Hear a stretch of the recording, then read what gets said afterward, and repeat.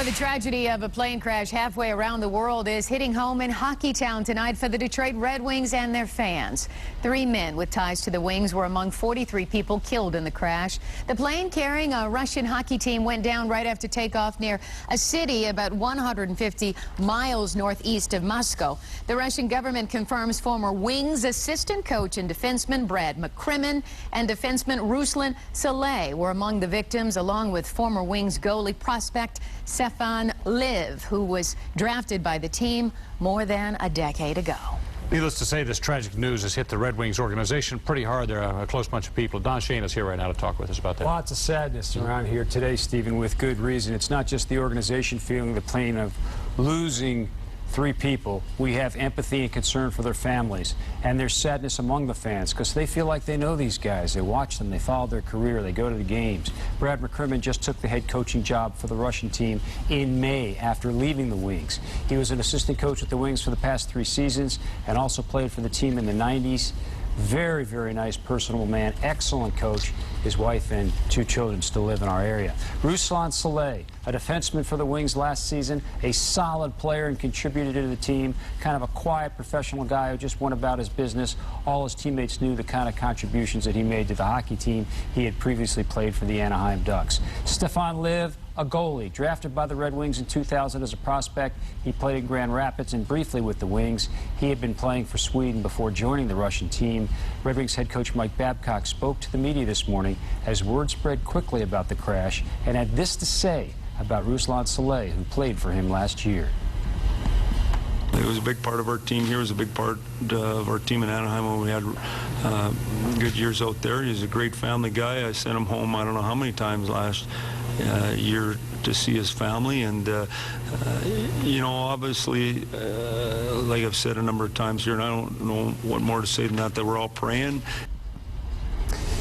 Yes, we are. Difficult situation, so far away, but so fresh in our minds, without doubt. Yeah, so close. Yeah, these guys spend a lot of time around here. Absolutely. So many people love the Red Wings, and they've touched so many fans. Oh, there's no doubt about it. Absolutely. Thanks, Don.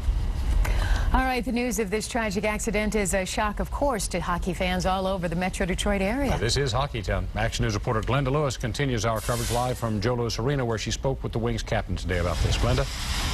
Stephen, Carolyn, and Don, we were here earlier this afternoon when Coach Babcock and team captain Nick Lidstrom did a press conference, and since then social media sites have been abuzz with blessings and heartfelt messages.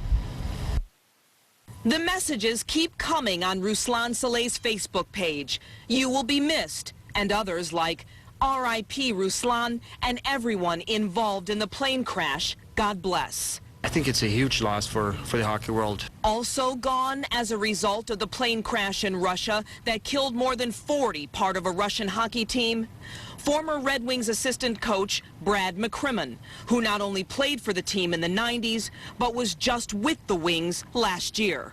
I know he wanted to try out and be a head coach, and I know he wanted to see what it was like being a head coach in Russia, so we all wished him well. Also hearing Stefan Liv may have been on that plane. Good guy, do you know? Stefan I played with, he was here in the minors, but he was with our organization for a couple of years. I played with him in the Olympics in 2006, and you know, Stefan is a funny-go-lucky guy. He's always a smile on his face, and he's always cracking teammates up, so he's a fun guy to be around. Lidstrom started this press conference after a morning practice that took pause when he says Pavel brought the news. You know, we were just about to go out on the ice, about 20 minutes away from stepping onto the ice when Pavel came in and told us what had happened. So, you know, it's pretty quiet in there now. And Coach Babcock told us he and his wife did go by the McCrimmon's home earlier today. He said no one was there when they stopped by and he was going to try again. We went by as well, and family and friends were there, and we were stopped before we actually got to the door because understandably they are too hurt to talk at this time.